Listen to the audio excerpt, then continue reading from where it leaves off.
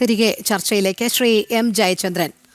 ലോക അയ്യപ്പ ഭക്ത സംഗമം നടത്താനൊരുങ്ങുകയാണ് സർക്കാരും ദേവസ്വം ബോർഡും. ഇത് യഥാർത്ഥത്തിൽ അയ്യപ്പ ഭക്തരോടുള്ള ഒരു പരിഗണനയിൽ നിന്ന് ഉയർന്ന ഒരു ഉദ്ദേശമാണോ, അതോ തങ്ങൾ ഹൈന്ദവ വിരുദ്ധരല്ല എന്ന് വരുത്തി തീർക്കുകയും വരുന്ന തെരഞ്ഞെടുപ്പുകളിൽ ഹൈന്ദവ വോട്ട് ലക്ഷ്യമിട്ടുകൊണ്ട് നടത്തുന്ന ഒരു രാഷ്ട്രീയ നാടകമാണ് എന്നും പറയേണ്ടിയിരിക്കുന്നു? ഈ രണ്ട് ചോദ്യങ്ങളും ഉയരുകയാണല്ലോ ഇതിൽ സംശയങ്ങൾ.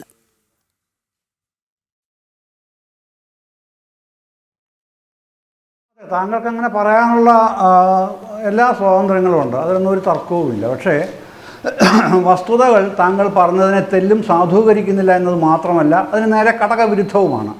അടിസ്ഥാനപരമായ യാഥാർത്ഥ്യങ്ങളും വസ്തുതകളും ഇത് LDF സർക്കാരിനോടാണ് രാഷ്ട്രീയ വിരോധമെങ്കിൽ ഓക്കെ ആയിക്കോളും. പക്ഷേ എങ്ങനെയാണ് കേരളത്തിലെ ക്ഷേത്രങ്ങൾ സർക്കാരിൻ്റെ ഭരണത്തിൽ വരുന്നത്? അതിനൊരു ജനാധിപത്യപരമായ അടിസ്ഥാനമില്ലേ? അതുകൂടൊക്കെ ഒന്ന് പരിഗണിക്കണം ഇത്തരം നിരീക്ഷണങ്ങൾ നടത്തുമ്പോൾ എന്ന എൻ്റെ ഒരു അപേക്ഷയാണ് താങ്കളോടുള്ളത്. കാരണം ഈ ഭാരതം സ്വതന്ത്രമാകുന്നതിന് മുൻപ് കേരളത്തിലല്ലാതെ, അല്ലെങ്കിൽ അന്ന് തിരുക്കൊച്ചി മലബാറായിരുന്നല്ലോ, അന്ന് തിരുവിതാംകൂറിൽ മാത്രമാണ് ഇന്ത്യയിൽ, എൻ്റെ അറിവിൽ കേട്ടോ, ഞാനത് കഴിയുന്നത്ര അന്വേഷിക്കാൻ ശ്രമിച്ചിട്ടുണ്ട്, അതിൻ്റെ അടിസ്ഥാനത്തിൽ എനിക്ക് കിട്ടിയ അറിവിലാണ് ഇന്ത്യയിൽ തിരുവിതാംകൂർ മാത്രമാണ് ക്ഷേത്രഭരണത്തിന് ഒരു ഹിന്ദുമത സ്ഥാപന ആക്റ്റും അതിനൊരു ഡിപ്പാർട്ട്മെൻറ്റും ഉണ്ടായിരുന്നത്. രാജഭരണകാലത്താണ്. 1922 അതിന് പ്രത്യേകമായൊരു നിയമം തന്നെ ഉണ്ടാക്കുന്നുണ്ട്, ഹിന്ദു ഡിപ്പാർട്ട്മെൻറ്റും ഉണ്ടാവുന്നുണ്ട്. ആ ഹിന്ദു ഡിപ്പാർട്ട്മെൻറ്റിൻ്റെ പിന്തുടർച്ചയാണ് സ്വാതന്ത്ര്യത്തിന് ശേഷം വന്ന ദേവസ്വം ബോർഡ് എന്ന് പറയുന്നത്. അതാണ് അടിസ്ഥാനപരമായ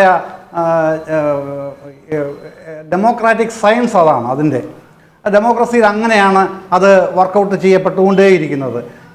എന്ന് പറഞ്ഞാൽ, ഏറ്റവും ലളിതമായിട്ട് പറഞ്ഞാൽ, ക്ഷേത്രങ്ങളുടെ ട്രസ്റ്റിയാണ് ഗവൺമെൻറ്. അത് രാജകുടുംബത്തിൻ്റെ അധികാരം വഴി തന്നെ സ്ഥാപിതമായിട്ടുള്ളതാണ്. അന്ന് രാജാധികാരത്തിൽ ട്രസ്റ്റി ആയിരുന്നു ക്ഷേത്രങ്ങൾ. രാജാധികാരത്തിന് ശേഷം 49 കവനൻ്റ്, പിന്നീട് വന്ന് ദേവസ്വം ബോർഡ്. ഇതെല്ലാം ട്രസ്റ്റിഷിപ്പാണ് സർക്കാരിനുള്ളത്. അപ്പോൾ സർക്കാർ കാലാകാലങ്ങളിൽ സർക്കാരാണ് ആ ക്ഷേത്രങ്ങളുടെ ഭരണപരിപാലനം, നിർവഹണം, മെയിൻ്റനൻസ് ഇതൊക്കെ സംബന്ധിച്ച് നിലപാടുകളും തീരുമാനങ്ങളും നടപടികളും കൈക്കൊള്ളേണ്ടത് എന്ന് വ്യക്തമായി രേഖപ്പെടുത്തി വെച്ചിട്ടുള്ള രേഖകൾ ഇന്നും പബ്ലിക് ഡൊമൈനിൽ ലഭ്യമാണ്. ഇൻ്റർനാഷണൽ ആർക്കൈവ്സിൽ പ്രത്യേകമായിട്ടും തിരയാം. ഇതാണ് ഒരു വസ്തുത. പിന്നെ താങ്കളുടെ ചോദ്യത്തിലേക്ക് ഡയറക്റ്റ് വന്നാൽ, കഴിഞ്ഞ വർഷത്തെ കണക്കുകൾ മുമ്പിലുണ്ടല്ലോ, താങ്കളുടെ കയ്യിലും കാണുമല്ലോ. 53 ലക്ഷമാണ് കഴിഞ്ഞ തവണ ശബരിമല ക്ഷേത്രത്തിൽ ദർശനം നടത്തിയ ഭക്തരുടെ എണ്ണം. പക്ഷേ പോരായ്മകൾ, പരിമിതികൾ പലതുമുണ്ട്. ഈ പരിമിതികൾ ഉണ്ടാകുന്നതിൻ്റെ ഒന്നാമത്തെ കാരണം എന്ന് പറയുന്നത്, അത് നാഷണൽ ട്രൈബൽ റിസർവ് ചട്ടങ്ങളിലും നിയമങ്ങളിലും നയങ്ങളിലും പെട്ട ഒരു സങ്കേതമാണ്. ആ കാനന സങ്കേതത്തിലുള്ള കാനന ക്ഷേത്രമാണല്ലോ ശബരിമല എന്ന് പറയുന്നത്. അപ്പോൾ അവിടെ ഒരുപാട് പരിമിതികളുണ്ട്. ആ പരിമിതികൾക്കകത്ത് നിന്നുകൊണ്ടാണ് ഏത് സർക്കാർ വന്നാലും ഭരിക്കാൻ കഴിയുക. അങ്ങനെയാണ് ഭരിക്കുന്നതും. എന്നാൽ ഒരു മാസ്റ്റർ പ്ലാൻ ഉണ്ടാകുന്നത് VS മുഖ്യമന്ത്രിയായിരുന്ന കാലത്താണ് തുടക്കമിടുന്നത്, 2006-2011. പിന്നീട് ഉമ്മൻചാണ്ടിയുടെ കാലത്ത് കുറച്ച് മുമ്പോട്ട് പോകുന്നുണ്ട്. പിന്നീട് അടുത്ത പിണറായി സർക്കാരിൻ്റെ 2 ഗവൺമെൻറ് കാലത്തും കുറേയധികം മുമ്പോട്ട് വരുന്നുണ്ട്. അങ്ങനെയാണ് ആ ഒരു മാസ്റ്റർ പ്ലാനിൻ്റെ 1349 കോടി രൂപയാണ് ടോട്ടൽ ഔട്ട്ലേ എന്ന് പറയുന്നത്. പക്ഷേ അതിൽ ഉമ്മൻചാണ്ടി സർക്കാരിൻ്റെ കാലത്ത് 69 കോടി രൂപയും, പിന്നീട് പിണറായി സർക്കാരിൻ്റെ 2 പിണറായി ഗവൺമെൻറ്റുകളുടെയും കാലത്ത് ഏതാണ്ട് 84 കോടിയോളം രൂപയും ആണ് ഇതുവരെ ചെലവഴിച്ചിട്ടുള്ളത്. ഇനിയും അത് ചെലവഴിക്കാൻ ഇരിക്കുന്ന കാര്യമാണ്, തീരാൻ വരേണ്ട കാര്യമാണ്. പക്ഷേ ഇതിൻ്റെ അകത്ത് രാഷ്ട്രീയ ലക്ഷ്യം എന്ന് പറയുന്നതാണ് താങ്കളുടെ ചോദ്യം. അതാണല്ലോ.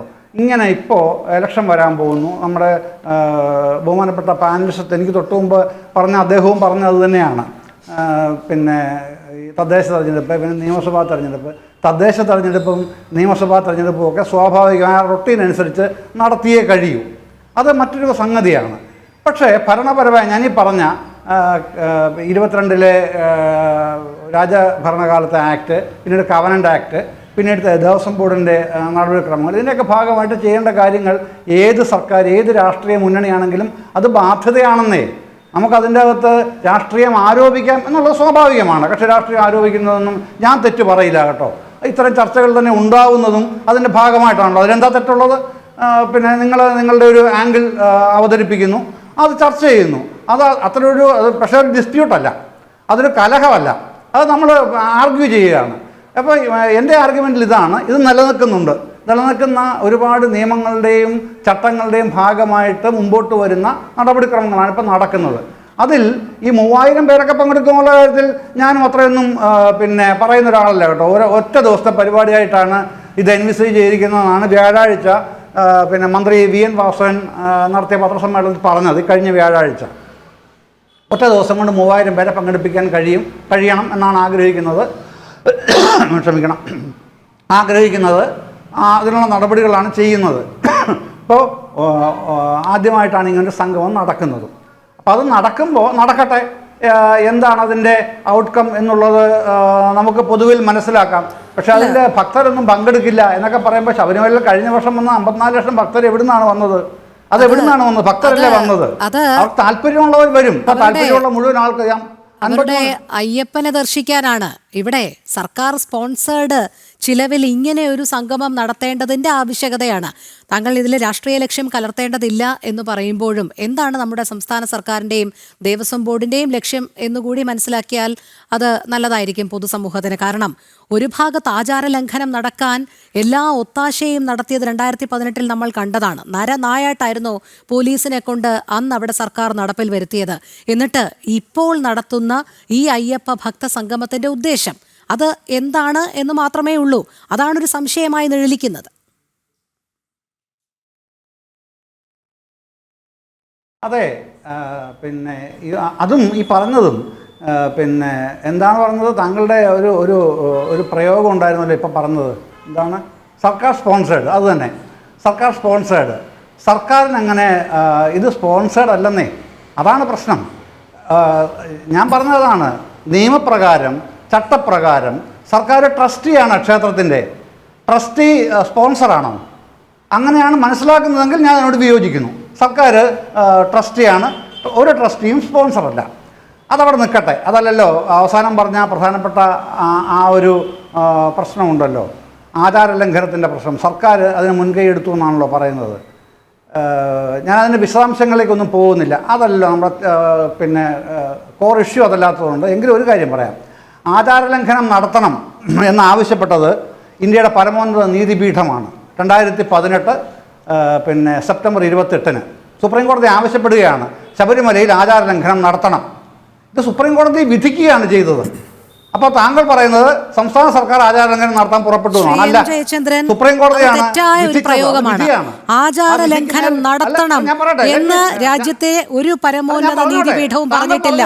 യുവതീ പ്രവേശനവുമായി ബന്ധപ്പെട്ടുള്ള വിധിയിൽ ആചാരലംഘനം നടത്തണം എന്ന് പറയുന്നത് അങ്ങ് പൊതുസമൂഹത്തെ തെറ്റിദ്ധരിപ്പിക്കുന്നതാണ്. അത്തരത്തിലുള്ള ഒരു വിധിയും ആ വിധി പ്രസ്താവത്തിലില്ല. പകരം കൃത്യമായി ഈ യുവതികളെ പ്രവേശിപ്പിക്കാനുള്ള അനുമതി നൽകുന്നു എന്ന് മാത്രമേ പറയുന്നുള്ളൂ. അതിന് ഒത്താശ ചെയ്ത് അത് നടപ്പിൽ വരുത്തിയത് രാഖി രാമാനം സർക്കാരാണ്. അല്ലാതെ ഒരു യുവതി പോലും അവിടെ പ്രവേശിക്കുന്നതിനായി സന്നദ്ധയായി വന്നിട്ടില്ല. അപ്പോൾ അത് നമുക്ക് വിടാം. പരമോന്നത നീതിപീഠം സംസ്ഥാന സർക്കാരിനോട് പറഞ്ഞിട്ടില്ല ആചാരലംഘനം നടത്തണം എന്നുള്ളത്. സംസ്ഥാന സർക്കാരിനോടുള്ള ഞാൻ പറയട്ടെ, ഞാനൊരു കാര്യം പറയുമ്പോൾ രോഹിണി ദയവായി ഒരു കാര്യം അംഗീകരിച്ചു തരണം. എനിക്ക് ആ കാര്യം പറഞ്ഞു തീർക്കാനുള്ള ഒരു പ്രാപ്തിയുണ്ട് എന്നുള്ളത്. നിങ്ങൾ എന്നെ എത്ര വേണം നെഗേറ്റ് ചെയ്തോളൂ, ഞാനത് സ്വാഗതം ചെയ്യും. പക്ഷേ ഒരു കാര്യം പറയുമ്പോൾ എനിക്ക് പറഞ്ഞു തീർക്കാനുള്ള സ്വാതന്ത്ര്യം തരണം കേട്ടോ. ഞാൻ പറഞ്ഞു സുപ്രീം കോടതി അങ്ങനെ വിധിച്ചു എന്ന് പറയുമ്പോൾ എന്താണ് പറയുന്നത്? സുപ്രീം കോടതി പറയുന്നത് എന്താ? അതുവരെ ഉണ്ടായിരുന്ന ആചാരം പിന്നെ 10 മുതൽ 50 വയസ്സ് വരെയുള്ള സ്ത്രീകൾ ശബരിമലയിൽ പ്രവേശിച്ചുകൂടാ. സുപ്രീം കോടതി പറയുന്നു 10 മുതൽ 50 വയസ്സുള്ള സ്ത്രീകൾക്ക് ശബരിമലയിൽ പ്രവേശിക്കാം. അതാണ് ആചാരലംഘനം. സുപ്രീം കോടതി പറഞ്ഞതുകൊണ്ടാണ് ഞാൻ പറയുന്നത് ആചാരലംഘനം നടത്താൻ സുപ്രീം കോടതി ഉത്തരവിട്ടു എന്ന് പറയുന്നത്. അതുമാത്രമല്ല, അത് സെപ്റ്റംബർ 28 അത് കഴിഞ്ഞിട്ടോ ഒക്ടോബർ 5 കേന്ദ്ര ആഭ്യന്തര സെക്രട്ടറിയുടെ കത്ത് ആർക്കൊക്കെയാണ്? കേരളത്തിന്, തമിഴ്നാടിന്, കർണാടകയ്ക്ക്, പിന്നെ ആന്ധ്രയ്ക്ക്, ഇത്രയും സംസ്ഥാനങ്ങൾക്ക് കത്ത് വായിക്കുകയാണ്. ഇത് സുപ്രീം കോടതി ഉത്തരവാണ്, ഇത് പാലിക്കാൻ സംസ്ഥാന ഭരണകൂടങ്ങൾക്ക് ബാധ്യതയുണ്ട് എന്ന് പറഞ്ഞ് ഒക്ടോബർ 5 കത്ത് വായിക്കുകയാണ്. ഇവിടെ അതിനെ താങ്കൾ ആ പറയുന്നതോട് ഞാൻ യോജിക്കും കേട്ടോ. വിമർശന ബുദ്ധിയായി യോജിക്കുന്നത്. അതിനെ ഒരു രാഷ്ട്രീയ സാധ്യതയായി കണ്ടു എന്നുള്ളത് ഞാനും യോജിക്കും. ശരിയാണത്. ഇത്രയും പറഞ്ഞത് ഞാൻ നിയമപ്രകാരം കണ്ട കാര്യങ്ങൾ പറഞ്ഞതാണ്. പക്ഷേ ഇവിടെ വന്നപ്പോൾ അതിൻ്റെ രാഷ്ട്രീയ സാധ്യതകൾ കൂടി സംസ്ഥാന ഗവൺമെൻറ് പരതി അത്തരം ഒരു നടപടികളിലേക്ക് പോയി എന്നുള്ളത് അവരുടെ ഭാഗത്ത് വന്ന സീരിയസ് ലാപ്സാണ്, പ്രാക്ടിക്കൽ ലാപ്സാണത്. അതിനെ ഞാൻ അങ്ങനെ തന്നെ അന്നും പറഞ്ഞിട്ടുണ്ട്. ജനം ടി വിയിൽ പങ്കെടുത്തപ്പോഴും ഞാനന്ന് പറഞ്ഞിട്ടുണ്ട്. ആ ലാപ്സ് അന്നും പറഞ്ഞിട്ടുണ്ട്, ഇന്നും ഞാൻ അത് തന്നെ പറയും. എനിക്ക് തോന്നുന്നു അന്ന് പ്രിയപ്പെട്ട വിദ്യാസാഗർ ഗുരുമൂർത്തി ഒരു ചർച്ചയിൽ എന്നോടൊപ്പം ഉണ്ടായിരുന്നു. അന്ന് ആ സമയത്ത് ആ കാലത്ത് അന്ന് ഞാൻ പറഞ്ഞിട്ടുണ്ട് അത് സർക്കാരിന് സംഭവിച്ച പ്രായോഗികമായ പിഴവാണ്.